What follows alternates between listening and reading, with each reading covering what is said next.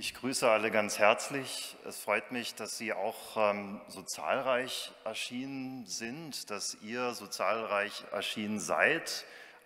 Ich hoffe, das reicht vom Buffet her ein bisschen, also möglichst schnell aufspringen und hinsprinten.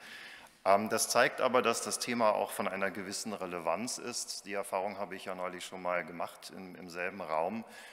Ich denke, dass auch gerade das Thema Interkulturalität von ganz besonderer Bedeutung ist, um in diesen turbulenten Zeiten vielleicht einen winzig kleinen Beitrag zu leisten. Und wir alle können ja aktuell einen regelrechten Frontalangriff auf freiheitlich-demokratische Strukturen und Werte beobachten oder gar selbst erleben. Dass Universitäten dabei weltweit zu den Hauptzielen zählen, führt uns die enge Verschränkung von Demokratie und Wissenschaft vor Augen, für die ich in meinem Vortrag argumentieren möchte. Die Radikalität und Geschwindigkeit der aktuellen Entwicklungen wird viele überraschen und das ist auch durchaus beabsichtigt. Hit, Hit, Hit ist eine bekannte Devise des ehemaligen Trump-Beraters Steve Bannon, der nach wie vor zu den wichtigsten Strategen nicht nur der MAGA-Bewegung, sondern in internationalen Netzwerken zählt. Schlag auf Schlag werden wir mit einer noch vor kurzem undenkbar erschienenen Handlung nach der anderen konfrontiert und ehe wir analysiert haben, was eigentlich gerade geschehen ist, wurde schon das nächste Tabu gebrochen, die nächste Maßnahme ergriffen.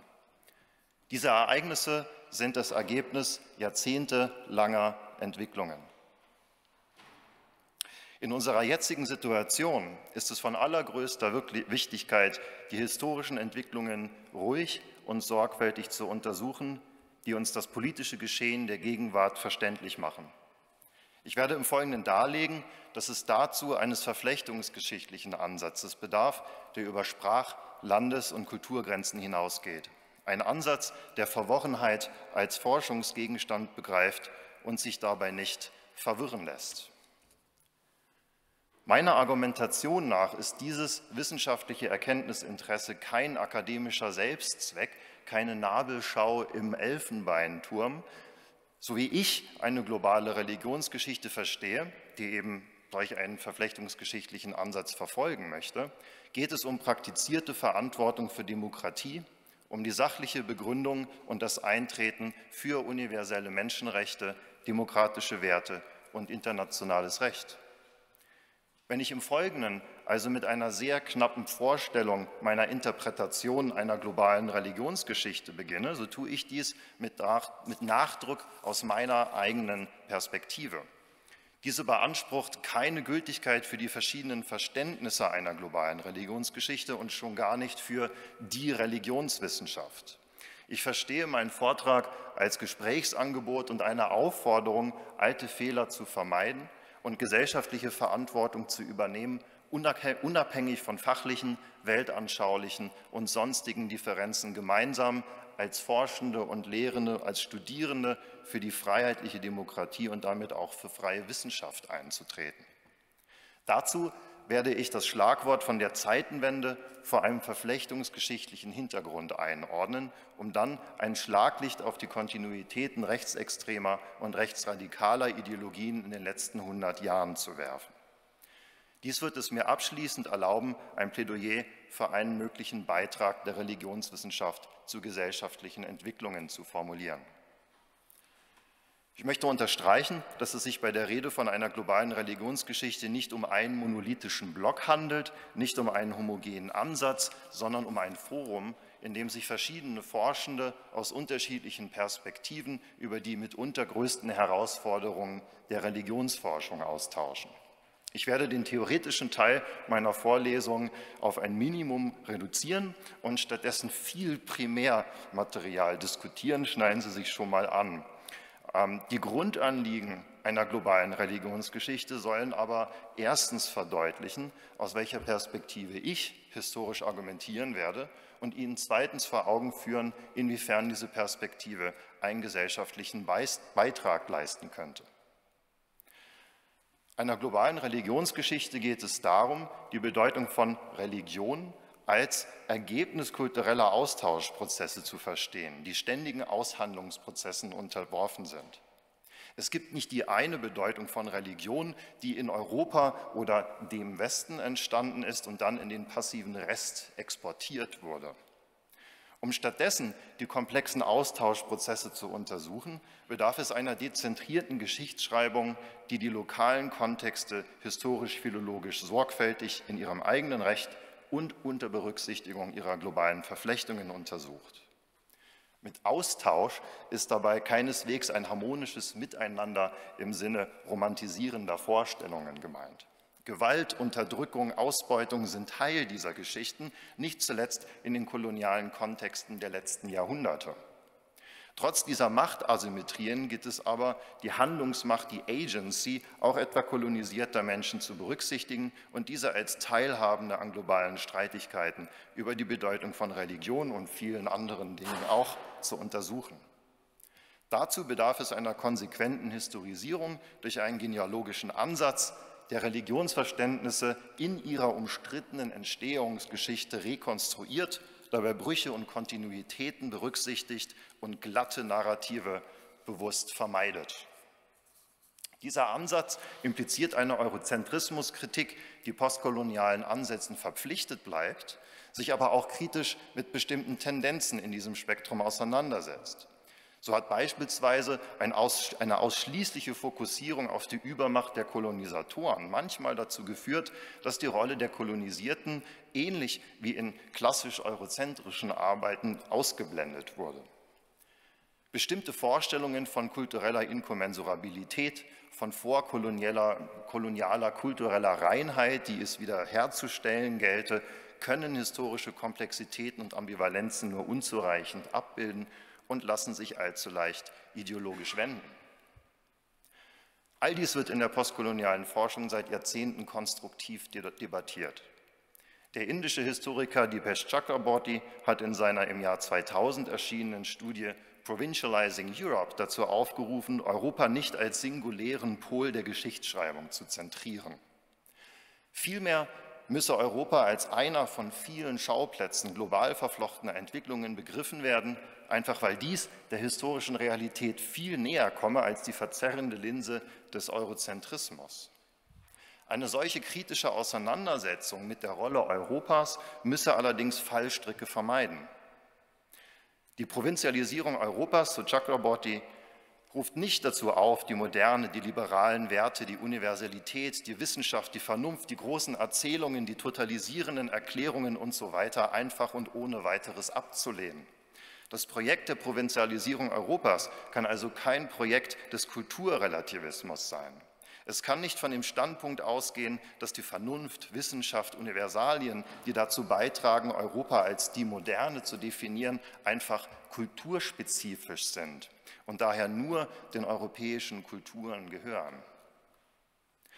Es ist wichtig zu betonen, dass es sich beim Ansatz einer globalen Religionsgeschichte eben nicht um Kulturrelativismus, um radikalen Konstruktivismus, um postmoderne Beliebigkeit handelt, sondern um ein Plädoyer für wissenschaftlich sorgfältiges Arbeiten auf den soliden Grundlagen historisch-philologischer Methoden. Dass dieses Vorgehen historische Kontingenz und Machtkonstellationen reflektiert, die Instabilität von Bedeutung, die ständige Umstrittenheit von Begriffen wie Religion begreife ich als eine Annäherung an die Realität mit all ihren Wirren und Ambivalenzen und nicht als ihre übertheoretisierte Abstraktion oder ideologische Verzerrung. Eine so verstandene, konsequente Historisierung, eine ständige Selbstreflexion und eine auch als Ethos verstandene Kritik sind schwer durchzuhalten und oft auch auszuhalten. Ebenso wie Demokratie mitunter schwer durch- und auszuhalten ist. Nicht die eine ewige, unumstößliche Wahrheit, nicht die eine Meinung, nicht die eine Position, nicht der eine Ansatz sollte unsere Gesellschaft, unsere Forschungskultur bestimmen. Religionswissenschaftliche Forschung ruft meines Erachtens zur Skepsis gegenüber kategorischen Setzungen auf, gegenüber Ein- und Ausgrenzungen, gegenüber der Proklamation stabiler, monolithischer Identitäten. Diese können legitim vertreten werden, müssen aber immer auch Gegenstand einer demokratischen und wissenschaftlichen Streitkultur sein können. Dies ist nicht die destruktive Dekonstruktion von Demokratie, universellen Menschenrechten und so weiter, sondern ihre Voraussetzung. Das seit der Rede von Bundeskanzler Scholz geflügelte Wort von der Zeitenwende möchte ich hier als symptomatischen Impuls für damit zusammenhängende Entwicklungen aufgreifen, die weit über den russischen Überfall auf die Ukraine hinausgehen und untrennbar mit den eingangs angedeuteten Ereignissen verbunden sind. Und Sie werden bald merken, worauf Sie sich hier eingelassen haben, spätestens dann, wenn Ihnen nach einer Stunde die Köpfe rauchen. Das von mir vorgestellte Material ist nicht zuletzt deshalb verworren und verwirrend, weil dies politstrategisch so gewollt ist. Aber gerade für eine solche Herausforderung ist eine globale Religionsgeschichte bestens gerüstet. Meine Darstellung wird sich hier weitgehend auf den Westen konzentrieren, und zwar aus zwei Gründen. Erstens ist es schon herausfordernd genug, die hier ausgewählten Verflechtungslinien zu verfolgen. Zweitens ist die Erforschung globaler Verflechtungen etwa nach Asien oder Südamerika vielfach ein Forschungsdesiderat, dessen Dringlichkeit ich Ihnen punktuell aufzeigen, aber nicht stante pede erfüllen kann. Ich werde daher an verschiedenen Stellen auf Verbindungen hinweisen, die es weiter zu erforschen gilt, sei es nach Russland, Indien, Argentinien oder Iran. Der Ausgangspunkt meiner Untersuchung ist das Verhältnis der sogenannten neuen Rechten zum schillernden Bereich der Esoterik, über das ich unlängst in diesen Räumlichkeiten hier vorgetragen habe. Es wird daher zunächst einige Überlappungen geben, aber keine Sorge, die beiden Vorträge ergänzen sich und Sie können bei Interesse gerne nachvollziehen, in welche Richtung ich im Januar weiter in die Tiefe gegangen bin. Die Bedeutung von Esoterik, aber auch der neuen Rechten ist äußerst unklar und umstritten. Begeben wir uns also in guter genealogischer Manier in medias res und schauen, wie sich einer der führenden Köpfe der identitären Bewegung, der Österreicher Martin Sellner, vor einigen Jahren dazu geäußert hat. Er tat dies im September 2020 in einer der führenden neurechten Publikationen, dem Blog der Sezession, in einem Artikel über den sogenannten Sturm auf den Reichstag im August 2020. Die identitäre Bewegung wird einigen von Ihnen nicht zuletzt aufgrund ihrer Polemik gegen den angeblichen großen Austausch bekannt sein, eine Verschwörungserzählung, die den gezielten Bevölkerungsaustausch Europas durch von Eliten gesteuerte Einwanderung behauptet. Die sich auch daraus ergebende Forderung nach Remigration wird nicht zuletzt von der AfD lautstark gefordert. Es muss betont werden, dass die sogenannte Neue Rechte, die AfD und Identitären nicht deckungsgleich sind. Es handelt sich um fluide, oft zerstrittene, heterogene, aber dennoch eng verflochtene und überlappende Bereiche. Dies lässt sich etwa an der engen Beziehung zwischen Götz Kubitschek, einer zentralen Figur der deutschen Neuen Rechten, und Björn Höcke verdeutlichen, die wiederum beide eng mit Martin Sellner verbunden sind. Sie sehen, es geht hier auch ein bisschen um einen Übergang zu einer jüngeren Generation. Kubitschek war eine Führungspersönlichkeit im 2000 gegründeten Institut für Staatspolitik, das sich nach der Einstufung durch den Verfassungsschutz als gesichert rechtsextrem im Mai 2024 taktisch aufgelöst hat. Das IFS kann als ideologisches Zentrum der deutschsprachigen Neuen Rechten gelten und zeichnete unter anderem für den Verlag Antaios verantwortlich, der auch die Sezession herausgibt. Auch hier erfolgte eine Einstufung als gesichert rechtsextrem. Wie bewertete Sellner nun also diese Ereignisse vom 29. August 2020, als mehrere hundert Personen versuchten, in den Reichstag in Berlin einzudringen? Wie einige sich vielleicht erinnern können, wurde im öffentlichen Diskurs schnell ein Zusammenhang mit Verschwörungsideologien, esoterisch geprägten Bewegungen und Reichsbürgern gesehen. Wobei die US-amerikanischen Flaggen und QAnon-Motive bereits auf transatlantische Dimensionen verweisen, die uns im Folgenden noch interessieren werden. Zur Erinnerung, am 6. Januar des darauffolgenden Jahres kam es zu diesem weitaus umfangreicheren und gewaltvolleren und wohl auch deswegen erfolgreichen Sturm auf das Kapitol in Washington, D.C. Anders als man vielleicht meinen könnte, zeigte Sellner nun aber keine uneingeschränkte Sympathie für die als esoterisch wahrgenommene Komponente des Geschehens in Berlin. Er schrieb: Die völkischen Rauschebärte von einst sind die Corona-Esoteriker von heute. Von Fahrenkrug über Fidus, Gräser, Mabi bis hin zu Guido von List wären sie heute wohl alle bei den Querdenkern dabei und würden im Tiergarten kampieren. Die traditionalistische Kritik an diesem pseudoreligiösen Phänomen, welche insbesondere von Julius Evola und René Guénon perfektioniert wurde, soll hier nicht thematisiert werden.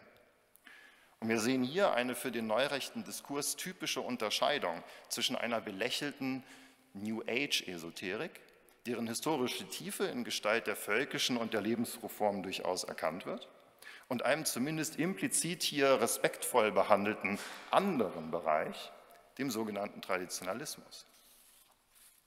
Und Esoterik ist, wie gesagt, ein schillernder Begriff mit vielen kontroversen Bedeutungen, wie er Sellners sarkastische Differenzierung es uns bereits vor Augen geführt hat. In diesem Vortrag konzentrieren wir uns auf den sogenannten esoterischen Traditionalismus, der insofern esoterisch ist, als dass er die Existenz einer universalen, übergeschichtlichen Wahrheit behauptet, die nicht allen Menschen zugänglich sei.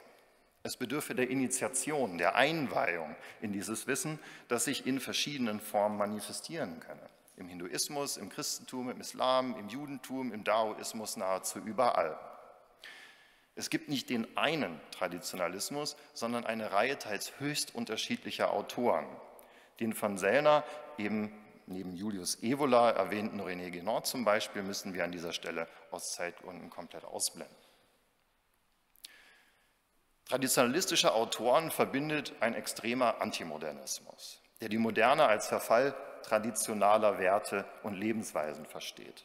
Sie können sich vorstellen, dass dieser Grundgedanke sehr unterschiedlich weitergeführt werden kann. Für Evola resultierte daraus unter anderem die Folge nach der Wiederherstellung einer streng hierarchischen, elitaristischen, sogenannten organischen Gesellschaftsordnung, die transzendental spirituell begründet sei. Die von Evola sogenannte Zersetzung durch die Moderne geschehe durch Demokratie, Liberalismus, Sozialismus und Feminismus, ist sowieso allem Progressiven geschuldet, für das besonders die Juden verantwortlich gemacht werden. In den 1920er Jahren suchte Evola engen Kontakt zum faschistischen Regime in Italien, sowie seit den 30er Jahren auch zu den Nationalsozialisten. Anders als es von seinen Anhängern gerne dargestellt wird, bot Evola seine eigenen Ideen diesen Regimen nicht nur an, sondern betrachtete sie als noch radikaler, etwa als er sich als rechts des Faschismus stehend beschrieb. Zu seinen heute noch am meisten gelesenen Schriften zählen die Revolte gegen die moderne Welt von 1934 sowie seine Nachkriegsbücher Menschen inmitten von Ruinen von 1952 und den Tigerreiten von 1961. Bereits zur Zeit des Erscheinens wurden einige dieser Titel ins Deutsche übersetzt, darunter als Erhebung wider die moderne Welt, heidnischer Imperialismus und Grundrisse der faschistischen Rassenlehre. In den 1990er Jahren kam es dann zu Neu- und Erstübersetzungen in einem politischen Klima, mit dem wir uns in Kürze näher befassen werden.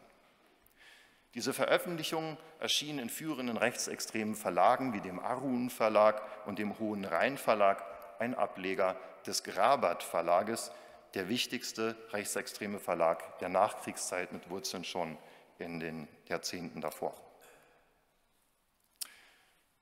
Begeben wir uns vor diesem Hintergrund wieder in die jüngere Vergangenheit.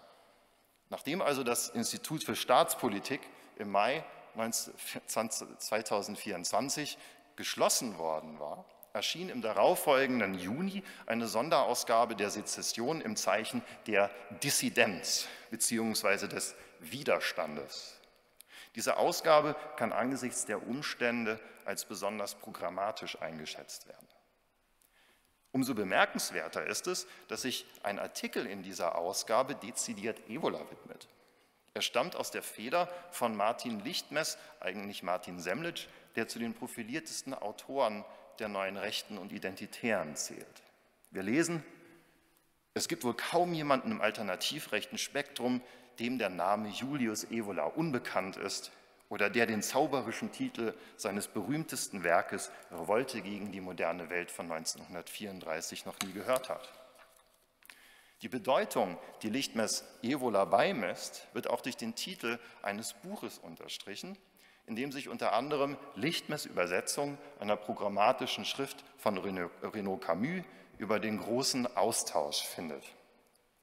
Die Wahl des Buchtitels unterstreicht, illustriert, wie die Ideologie Evolas explizit mit gegenwärtigen neurechten Narrativen in Verbindung gebracht wird. Revolte gegen den großen Austausch. In den Worten Lichtmess gehe es bei Evola um das politische Problem des Untergangs des Abendlandes. Lichtmess konstatiert, die Frage nach den Ursachen des Verfalls und des Sterbens der europäischen Zivilisation beantwortet Evola mit einem grandiosen, im erweiterten Wortsinne, metapolitischen, mythischen Entwurf. Wie weit verbreitet die Rezeption Evolas in rechtsradikalen und extremistischen Kreisen ist, wird unter anderem durch eine Publikation des Verlages Arktos weiter illustriert, eine Sammlung von Schriften Evolas als Handbook for Right-Wing Youth mit einem Vorwort des ehemaligen Vorsitzenden der ungarischen Jobbik-Partei, Gábor Vona.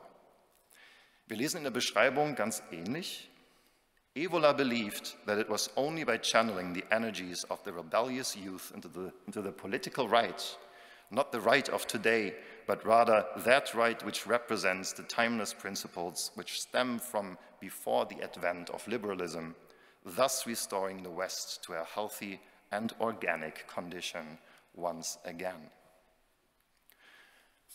Laut Lichtmess wiederum sei Evolas traditionale Welt streng hierarchisch gegliedert.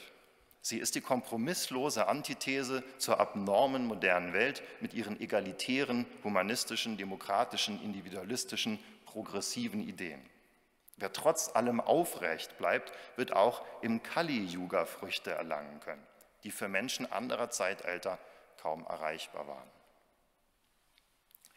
Die Rede vom Kali-Yuga, wörtlich das Zeitalter der hinduistischen Göttin Kali, wurde vor allem durch Evola zu einem integralen Bestandteil rechtsradikaler Diskurse und erfreut sich immer noch wachsender Beliebtheit.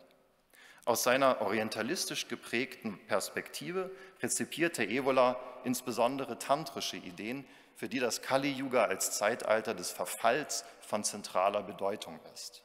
Im Gegensatz zum vergangenen goldenen Zeitalter könne man heute nicht mehr vollkommen nach alten vedischen Idealen leben. Dennoch könne man auch unter diesen widrigen Umständen den Tiger reiten, sich den Übeln aktiv stellen, sich diese zunutze machen, als Held und Krieger inmitten der Ruinen der modernen Welt aufrecht stehen.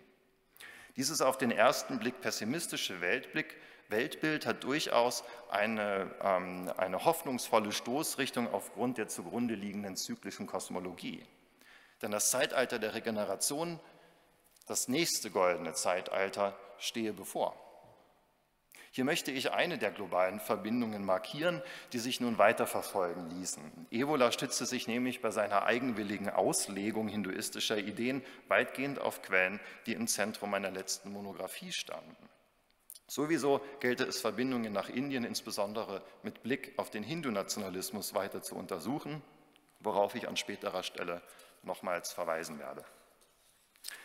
Statt nach Osten möchte ich nun aber nach Westen springen und mich dem eingangs erwähnten Steve Bannon zuwenden.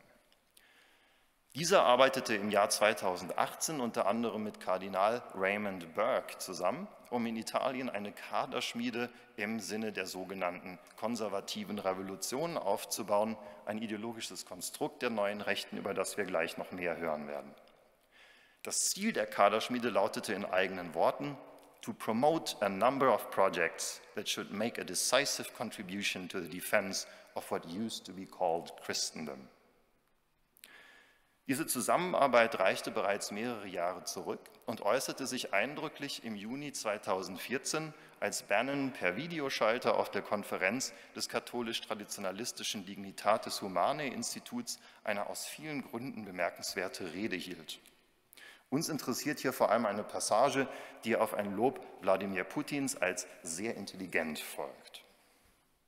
When you really look at some of the underpinnings of some of Putin's beliefs today, a lot of those come from what I call Eurasianism.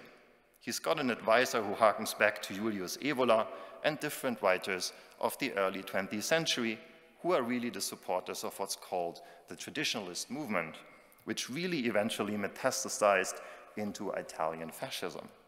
A lot of people that are traditionalists are attracted to that.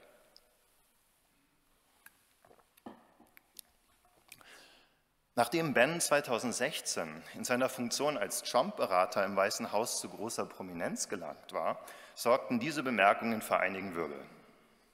Die New York Times etwa zeigte sich alarmiert über die Erwähnung Evolas, während ein Artikel im Atlantic vor allem hervorhob, dass Evola als Galionsfigur der amerikanischen Alt-Right doch eigentlich ein Feind des Christentums gewesen sei.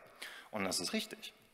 Evola polemisierte gegen das Christentum als schwach, proklamierte dagegen den heidnischen Imperialismus, dem Sie vorhin kurz in Buchform begegnet sind.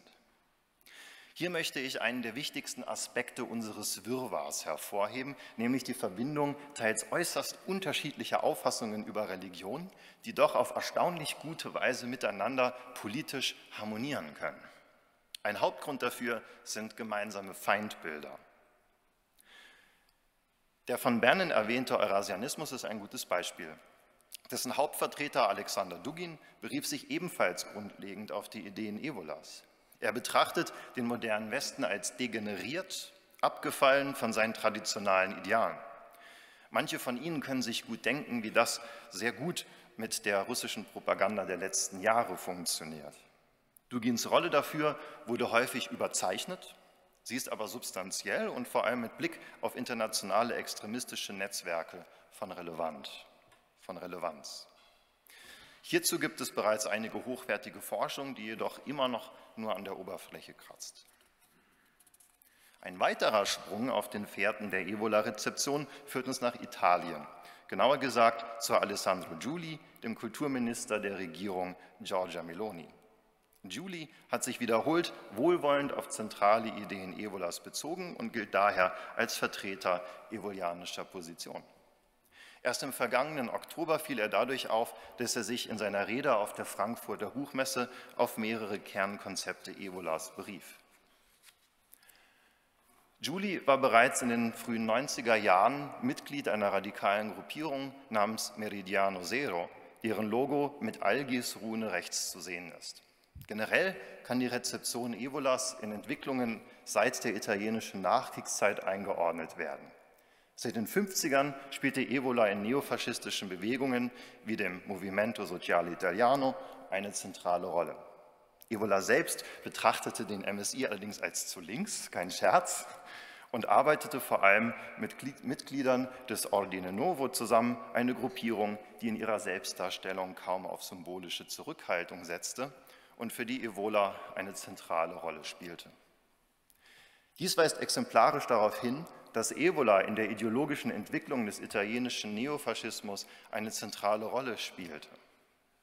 Evolas Einfluss auf den Kultursektor kann auch auf institutioneller Ebene vermutet werden, etwa in der Fondazione Julius Evola, zu deren Publikationen auch Giuli beitrug, wie hier zu den Studi Evoliani 1998. Den Medien fällt die Einordnung dieser Entwicklungen in aller Regel schwer. Evola taucht insbesondere hierzulande nur sehr selten als prominenter Einfluss auf.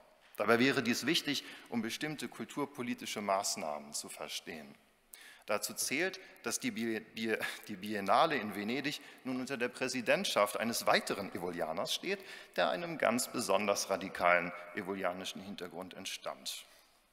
Ich sehe jetzt schon ein bisschen Rauchen, aber wir führen unsere dichte Analyse in Richtung der USA fort.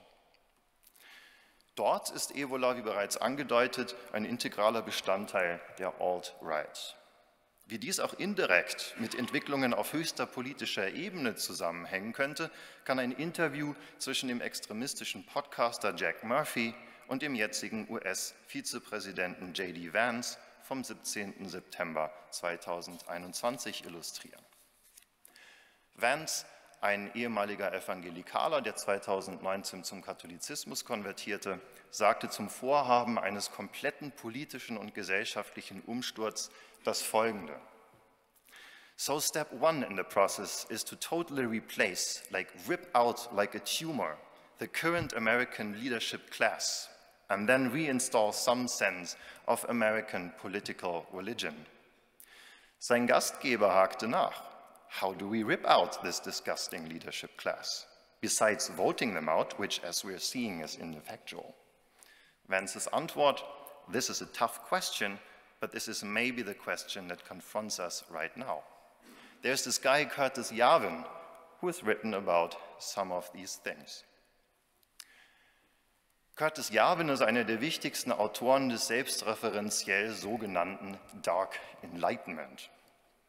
Auch unter dem Pseudonym Mencius Moldbug verbreitete er jahrelang seine Ideen über einen radikalen gesellschaftlichen Umsturz im Sinne einer ultrarechtslibertären Revolution.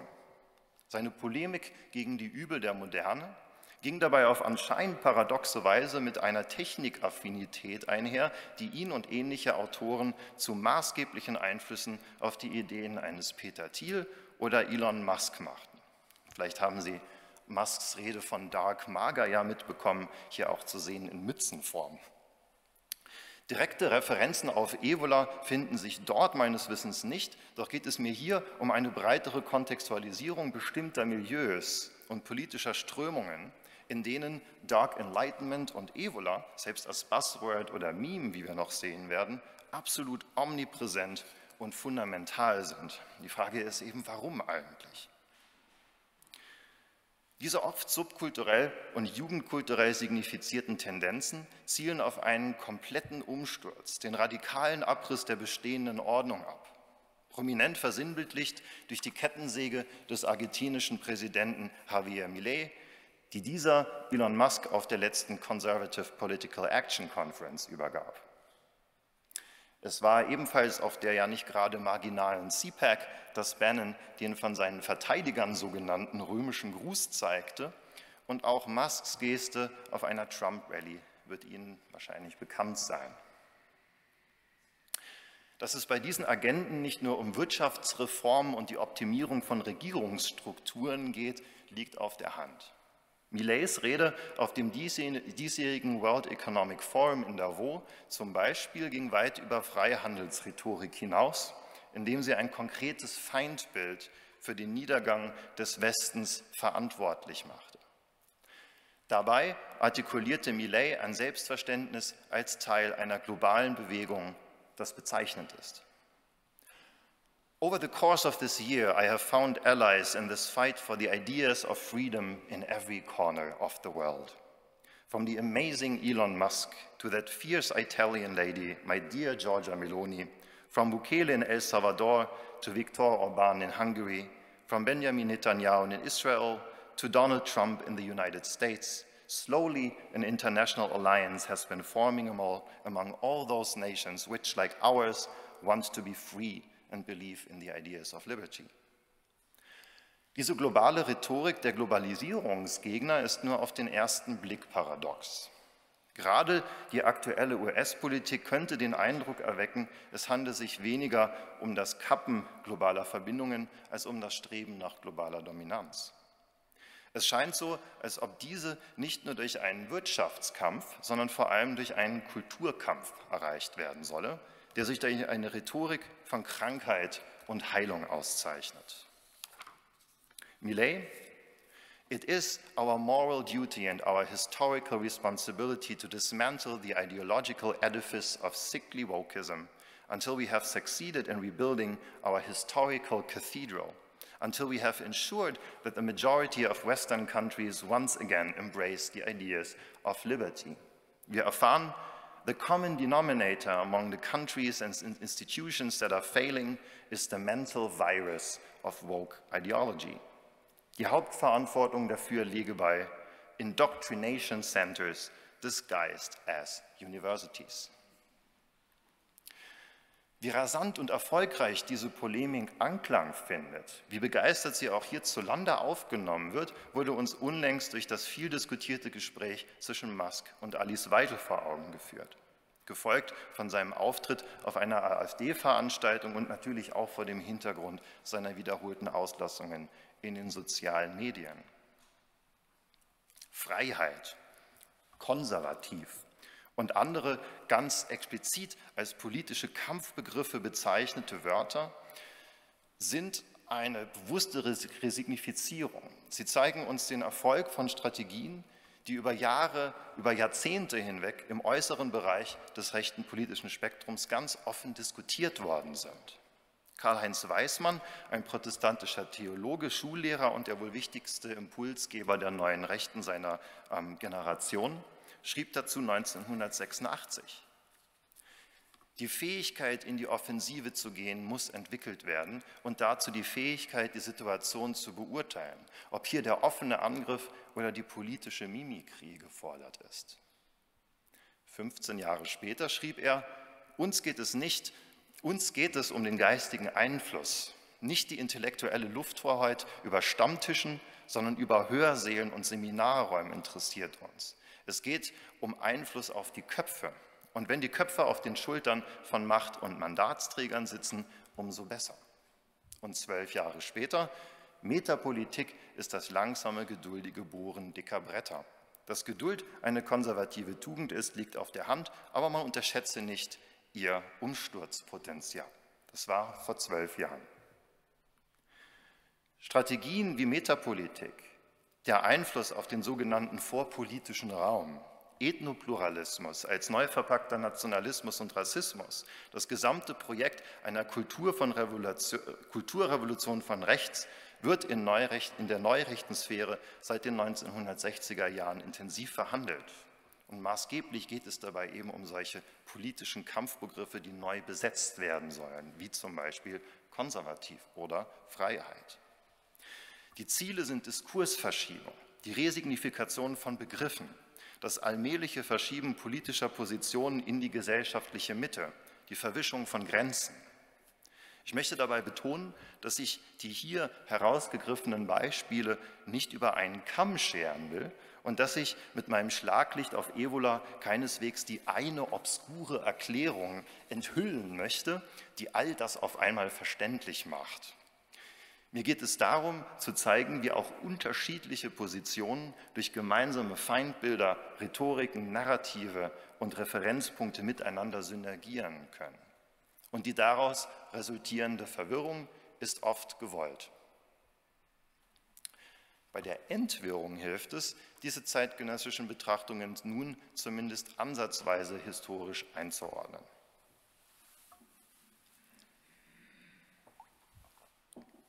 Ich tue das, indem ich erstens ein Schlaglicht auf die Wissenschaftsgeschichte zur Zeit des NS und Faschismus werfe. Zweitens werde ich bestimmte Nachkriegsentwicklungen aus den Bereichen des von mir sogenannten esoterischen Neonazismus und der internationalen Rechten illustrieren, bevor ich einige zentrale Aspekte zum Verständnis dieser Entwicklungen herausstellen möchte. Ich kann mich für den ersten Schritt auf einige hochwertige Arbeiten stützen, unter denen ich diejenigen meines hiesigen Kollegen Fritz Heinrich und des Religionswissenschaftlers Horst Junginger hervorheben möchte. Ein wesentliches Ziel dieser Betrachtung ist es zu zeigen, wie Evola in der Nachkriegszeit Schritt für Schritt zu einem respektablen Denker gemacht werden sollte, nicht zuletzt durch seine Zuordnung zur sogenannten konservativen Revolution. Letztere wurde bekanntlich seit den 1950er Jahren von Armin Mohler propagiert und ist bis heute zentral für neurechte Ideologien. Dass diese Strategien mitunter in eklatantem Widerspruch zu den historischen Fakten stehen, kann uns über all das einiges beibringen. Zum italienischen Kontext gäbe es sehr viel zu sagen, aber ich werfe mein erstes Schlaglicht auf die Aktivitäten Evolas nördlich der Alpen. Evola hat in den 1930er Jahren enge Kontakte, insbesondere zur SS, aufbauen können und dort vor allem zum Leiter des sogenannten Ahnenerbes, Walter Wüst. Ziel des Ahnenerbes war die Legitimierung des Nationalsozialismus durch ideologisch geleitete Wissenschaft, in deren Dienst sich Wüst vollkommen stellte. Als Indologe und Iranist war er an der LMU München Professor für arische Kultur- und Sprachwissenschaft, brachte es 1941 zum Führerrektor der Universität und zeichnete übrigens in dieser Funktion auch für die Verhaftung der Geschwister Scholl verantwortlich. In der SS hatte er eine steile Karriere hingelegt und zählte neben Heinrich Himmler und Walter Darré zu den Gründern des Ahnenerbes im Jahr 1935. Horst Junginger bezeichnet Wüsts Tätigkeiten oder Taten, gerade auch mit Blick auf dessen Rolle für die Orientalistik und Religionswissenschaft, treffend als einen Tiefpunkt der deutschen Wissenschaftsgeschichte. Mehrere von Wüst gehaltene Reden wurden als indogermanisches Bekenntnis veröffentlicht, doch setzte er sich nicht für eine Art neuheidnische Alternative zum Christentum ein. Wie die SS im Allgemeinen und die allermeisten nationalsozialistischen Funktionäre vertrat er aus mehr oder weniger opportunistischen Gründen eine prochristliche Position und vermied eine Konfrontation mit den Kirchen. Entgegen dem weit verbreiteten Glauben, die Nazis hätten sich für eine Art Heidentum eingesetzt. Dies erklärt, warum Evola einerseits mit offenen Armen empfangen worden ist und unterstützt wurde, andererseits aber auch auf Distanz gehalten und überwacht wurde. Zu den Themen, über die er im Juni 1938 in Deutschland referierte, zählte etwa die arische Lehre des heiligen Kampfes. Wiederholt attackierte er die Juden als angebliche Haupttäter des Weltumsturzes. Es war der unverhohlene und aggressive Antisemitismus, der Evola mit führenden Vertretern der SS verband. Diese Beziehungen gingen so weit, dass er für den Sicherheitsdienst der SS tätig wurde, eine Gruppe Evola leitete und sich in den Diensten des SD in Wien aufhielt, um über oder besser gegen die Freimaurerei zu forschen. Dort wurde er im Jahr 1945 bei einem sowjetischen Bombenangriff so schwer verletzt, dass er für den Rest seines Lebens querschnittsgelähmt blieb. Im Jahr 1938 erschien eine Einführung Evolas zu den berüchtigten Protokollen der Weisen von Zion, der aus Osteuropa stammenden antisemitischen Fälschung aus dem 19. Jahrhundert, die bis heute zahlreichen Verschwörungsideologien zugrunde liegt. Evola unterstreicht in seiner Einführung, dass die Juden die westliche Zivilisation von innen zersetzten. Durch Liberalismus, Individualismus, Egalitarismus, Freidenkertum, antireligiöse Aufklärung und natürlich Kommunismus. Der Herausgeber der italienischen Protokolli, Giovanni Preziosi, war ein traditionalistischer Katholik, was einmal mehr illustriert, dass Evolas christentumsfeindliche Haltung der ideologischen Anschlussfähigkeit in anderen extremistischen Milieus nicht entgegenstand. Das entscheidende Bindeglied war auch hier ein unverhohlener Antisemitismus. In der deutschen Ausgabe von Erhebung wider die moderne Welt von 1935 schrieb Evola: Schon vor dem Krieg erschien eine Schrift mit dem Titel Die Protokolle der Weisen von Zion. In ihr wurde eine Art Weltverschwörung aufgezeigt, die das hebräische Element systematisch und heimlich angezettelt haben soll, um sich vor allem mittels Finanz und Presse durch die Verbreitung des liberalistischen Virus und die Zerstörung jedes monarchischen und aristokratischen Überrestes der abendländischen Welt zu bemächtigen. Im gleichen Zuge wendet sich Evola interessanterweise auch gegen eine angeblich jüdisch geprägte Religionswissenschaft. Wir lesen, Juden sind vorwiegend, zum Beispiel Reinhard Dürkheim, die Wegbereiter einer befleckenden Religionswissenschaft auf soziologischer und ahnenmäßiger Grundlage. Diese bewusste Bezugnahme auf Religionswissenschaft, die sich auch im Ahnenerbe und seinem Umfeld findet, deutet einen Kontrast von Evola als schlecht und als gut empfundenen Religionswissenschaften an. Sicherlich gewogen war er den Arbeiten eines herausragenden Religionswissenschaftlers des 20. Jahrhunderts, Mircea Eliade.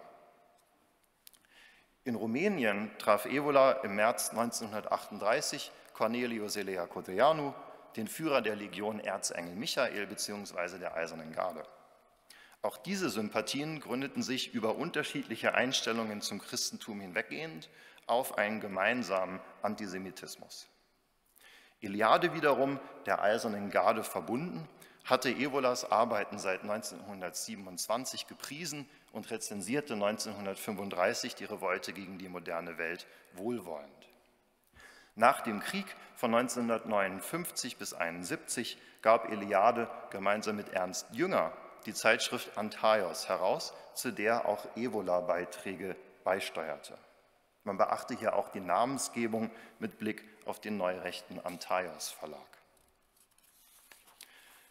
Nachdem ich Ihnen nun einen kurzen Einblick in den Strang der Wissenschaftsgeschichte gegeben habe, möchte ich den Fokus auf Nachkriegsentwicklungen im besonders extremistischen Bereich esoterischer Vorstellungen richten, wie sie von Alt- und Neonazis vertreten worden sind.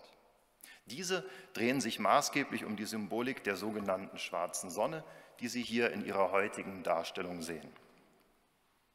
Seit den 1950er Jahren behauptete eine Gruppe von Autoren die Existenz einer sogenannten esoterischen SS, die auch nach 1945 unter diesem Zeichen der Schwarzen Sonne weiterhin operiere und sich dabei Geheimtechnologien bediene, welche die seit 1947 ja sehr populären UFO-Sichtungen erklärten. Daher kommt diese ganze Sache mit den Nazi-UFOs.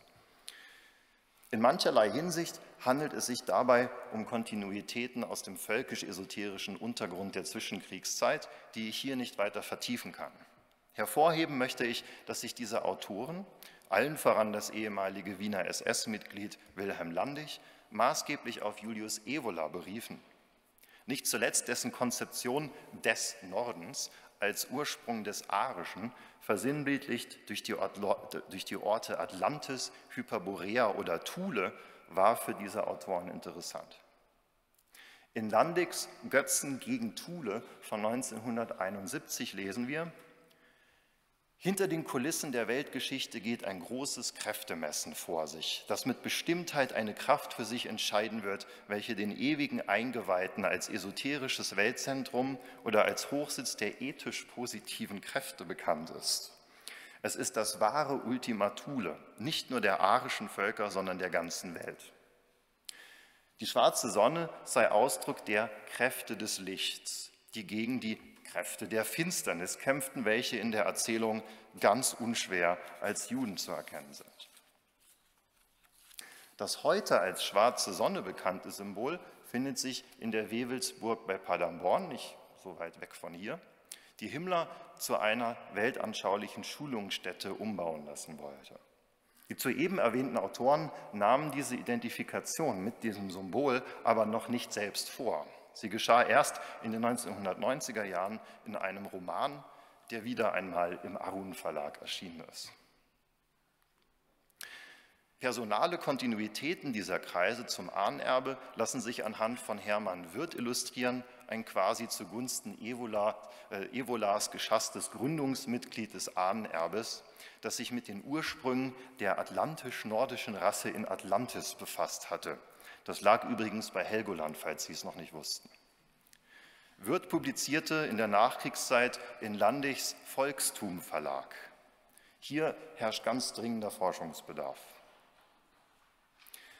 Ich möchte andeuten, dass ein vertieftes Verständnis dieser Dynamiken eine konsequent globale Perspektive auf die zugrunde liegenden Netzwerke voraussetzt, an denen Alt- und Neonazis mitwirkten, darunter auch die schillernde Figur Maximiliani Portas, die als Savitri Devi bekannt wurde und eine meiner Markierungen für eine Verbindung nach Indien darstellt. Noch heute ist Savitri Devi eine Galionsfigur extremistischer Netzwerke auf der ganzen Welt. Sie reiste in den 1930ern nach Indien und wurde in Kalkutta zur glühenden Nazi-Anhängerin. Sie können sich denken, wie viel man da auspacken kann aus dieser Geschichte.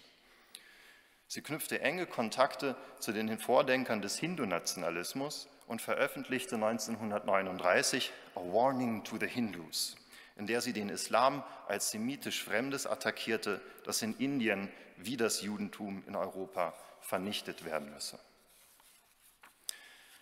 Ich zeige Ihnen dieses Beispiel, weil Evola und Savitri Devi zu den am meisten verbreiteten, populärsten Versatzstücken gegenwärtiger rechtsextremistischer Subkulturen zählen.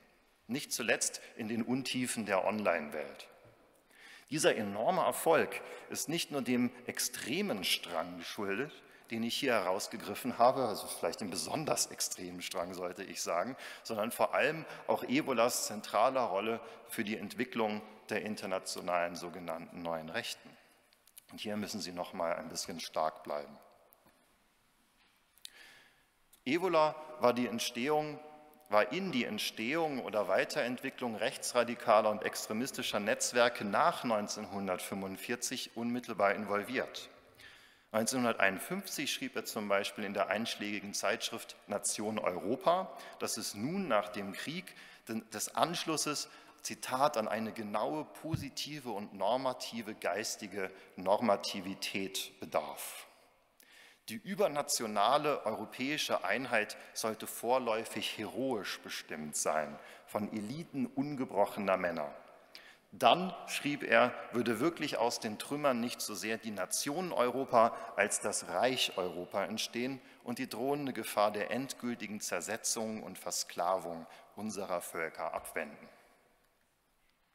Seit den 1960ern waren Evolas Gedanken, darunter nicht zuletzt derjenige des europäischen Supranationalismus, weitgehend für die französische Nouvelle Droite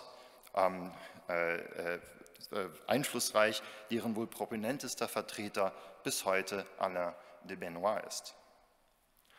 Ausgehend des von ihm gegründeten Groupement de Recherche et d'Études pour la Civilisation Européenne, kurz GRES, wurden enge europäische Partnerschaften und Netzwerke gegründet. Die französische Zeitschrift Element zum Beispiel hatte einen deutschen Ableger namens Elemente, einen italienischen namens Elementi und so weiter. Diese Szene war fluide und heterogen. Immer wieder gab es Streitigkeiten und Konkurrenzverhältnisse, wie etwa zu den sogenannten Synergies Européennes, ebenfalls mit nationalen Ablegern. Trotz Differenzen zog man allerdings immer wieder am selben Strang. Evola wurde in Frankreich vor allem seit den 1970ern wiederentdeckt, stimuliert durch Monographien und Sonderausgaben. Ich habe bereits angedeutet, welche wichtige Rolle Evola im Umfeld des MSI und Ordine Nuovo zukam, aber auch einer ganzen Reihe weiterer Paletten an radikalen und extremistischen Gruppierungen. Als zentrale Plattform für die Synergie Européenne fungierte in Italien die Zeitschrift Orion, deren Beitragende sich sehr häufig auf Evola bezogen und die ihm ganze Sonderausgaben widmeten, hier von 2002 sowie aber auch zum Beispiel von 1998. Interessant ist nun, dass 1992 eine Delegation von Orion und weiterer Akteure, vor allem von Seiten der französischen Synergie Européenne, nach Moskau reiste, um dort Kontakte unter anderem zu Alexander Dugin und weiteren Extremisten zu knüpfen bzw. zu festigen. 1994 folgte dann eine Reise in den Iran, was eine weitere, hier nicht weiter verfolgte globale Verbindung markiert, die es noch eingehender zu erforschen gelte. Die führenden Zeitschriften der deutschen Neuen Rechten, Kritikon, Junge Freiheit und Sezession, setzten sich immer wieder prominent mit Evola auseinander. Dies hängt vor allem mit den Erst- und Neuübersetzungen zentraler Bücher Evolas zusammen, die in den 1990er Jahren konzentriert erschienen. Caspar von Schrenk-Notzing, neben Armin Mohler, die damalige Führungsgestalt der Neuen Rechten, schrieb zur Übersetzung von Menschen inmitten von Ruinen in Kritikon im Jahre 1992: Mit der deutschen Übersetzung ist nunmehr ein wichtiges Werk der Metapolitik leicht erreichbar. In Rom, berichtet Schrenk-Notzing, sei Evola nach dem Krieg auf einige, vor allem junge Leute gestoßen, die inmitten der Ruinen aufrecht standen. Für sie schuf er mit dem besprochenen Band eine Art von traditionellem Handbuch für die Voraussetzungen politischen Handelns. Der Übersetzer Evolas, H.T. Hansen, eigentlich Hans-Thomas Hake, beschrieb das Werk Evolas in der extremistischen, beim Grabat Verlag erschienenen Zeitschrift Deutschland in Geschichte und Gegenwart als einen Versuch zwischen dem gesichtslosen sowjetischen Kommunismus und dem bloß maskentragenden, unbeschränkten, in Anführungszeichen, amerikanischen Liberalismus einen dritten Weg auf spiritueller Grundlage zu schaffen. Ein Monument, an dem sich die Geister scheiden, und es ist fast unmöglich, an Evola vorbeizukommen, sucht man tatsächlich nach dem viel zitierten dritten Weg. Karl-Heinz Weismann steuerte wohlgemerkt anscheinend einmal mehr über religiöse Differenzen hinweg eine Bibliografie zu dieser Übersetzung hinzu und äußerte sich zum Beispiel in den Nouvelles Synergies Européennes von 1997 positiv über ein Erwachen des Traditionalismus in Deutschland. Evola wurde zu dieser Zeit immer näher an das Konstrukt der sogenannten konservativen Revolution angenähert und wurde somit endgültig zu einem Heroen auch der deutschen neuen Rechten. Hier eine Sonderausgabe von Kritikon von 1998 mit einem Porträt Evolas. Entgegen allen historischen Tatsachen sollte Evola damit, ähnlich wie die anderen angeblichen oder manche anderen angeblichen Akteure der konservativen Revolution, von NS und Faschismus distanziert werden. Die Prominenz dieser Strategie wird durch mehrere Versionen und Übersetzungen deutlich. In den Studi Evoliani, interessanterweise, in derselben eingangs zitierten, gezeigten Ausgabe, zu der auch Alessandro Giuli beitrug. In Frankreich mit einer Rahmung durch Alain Benoit und den bekannten Extremisten Philippe Bey und noch 2013 in einem von Weismann herausgegebenen Sammelband. Weniger subtil gingen andere Akteure in der Sphäre der neuen Rechten vor. Nicht zuletzt der Deutsch-Franzose Pierre Krebs, der den deutschen Gress-Ableger leitete, das 1981 gegründete Thule-Seminar. Hier wirkten unter anderem Wigbert Grabert mit, Leiter des von seinem Vater Herbert gegründeten Grabert-Verlages, sowie Hans-Michael Fiedler, eine Führungspersönlichkeit der NPD. Die deutschen Elemente zeichneten sich durch einen deutlicheren Extremismus aus und sind neben anderen Aktivitäten des Thule-Seminars bedeutend für die Verbreitung der nun mit dem Symbol aus der Wewelsburg identifizierten schwarzen Sonne verantwortlich. Rasant wurde dieses Symbol zu dem globalen Identifikationsmarker, der es heute ist. Hier zu sehen bei der berüchtigten Unite the Right Rally von 2017 in Charlottesville. Oder als ehemaliges Symbol des ukrainischen Azov-Bataillons, um hier aber nicht den Eindruck zu erwecken, die Ukraine bedürfe einer Entnazifizierung, sei auch auf die Prominenz des Symbols unter russischen Neonazis verwiesen. Und auch in Deutschland ist das Symbol heute nahezu allgegenwärtig. Es wurde unter anderem vom Täter verwendet, der 2019 den Anschlag auf die Synagoge in Halle ausübte. Und auch der Täter von Christchurch, der im Jahr 2019 ein Massaker in 2 Moscheen verübte, verwendete das Symbol auf seiner Ausrüstung in seinem sogenannten Manifest. Gleiches gilt für den Täter in Buffalo 2022, der als selbstreferenzieller Ethnonationalist und Kämpfer gegen den großen Austausch afroamerikanische Menschen ermordete. Die Opfer dieser Verbrechen führen uns vor Augen, dass wir die hier diskutierte Thematik intersektional untersuchen und dementsprechend über Lösungsansätze nachdenken müssen. Längst ist die schwarze Sonne nicht selten in Verbindung mit Evola und anderen zu einem Bestandteil rechtsextremer Popkultur geworden, wie dieses Musikprojekt illustrieren kann. Es handelt sich dabei um ein Genre namens Fash Wave, also Fascist Wave, das halb ironisch mit 80er-Jahre-Nostalgie spielt. Wir sehen hier Evola, Codreanu, Joseph de Maistre, mit dem ich mich in meiner Dissertation auseinandergesetzt habe, und den italienischen Futuristen Filippo Tommaso Marinetti. Weitere Beispiele verdeutlichen die vielsagende Verbindung verschiedener Elemente, hier mit den Identitären, und all das wird auch explizit mit MAGA in Verbindung gebracht. Vielleicht ist jemandem aufgefallen, dass sich auch dieses Handbook for Right-Wing Youth dieser selben Ästhetik bedient. Also es geht so ein bisschen um subkulturelle Codes, eine gewisse Ästhetik, die aufgebaut wird. Wir sehen also, wie die 3 von mir herausgegriffenen Stränge untrennbar miteinander verflochten sind und gegenwärtige Entwicklungen aus verschiedenen Perspektiven erklären können. Dabei möchte ich nochmals betonen, ich möchte nicht suggerieren, dass alles durch Evola erklärt werden kann. Wir können die Handlungen eines Bannon oder Mast zum Beispiel nicht endlich begreifen, weil diese angeblich daheim saßen und Evola gelesen haben. Das ist nicht der Punkt. Auch möchte ich die hier vorgestellten Persönlichkeiten, Gruppierungen, Institutionen und Bewegungen, wie gesagt, nicht miteinander gleichsetzen. Die Unterschiede sind teils enorm, aber dennoch sind sie evidenterweise Teil desselben komplexen Geflechts, das einen bedeutenden Anteil an der Herbeiführung unserer jetzigen Lage hat. Dies wurde nicht zuletzt durch Niedergangsnarrative möglich, die Rede von Zersetzung, Krankheitsrhetorik über Tumore und Viren, die es endlich auszumerzen gelte. Unterschiedliche Positionen können durch solche Narrative und Rhetoriken ebenso verbunden werden wie durch Neugestaltungen von Rassismus, Antisemitismus, Muslimfeindlichkeit im Rahmen des großen Austauschs, des Ethnopluralismus, des Globalismus. Was wir hier in weiten Teilen beobachten konnten, ist Diskursverschiebung, Resignifikation, politische Mimikrie.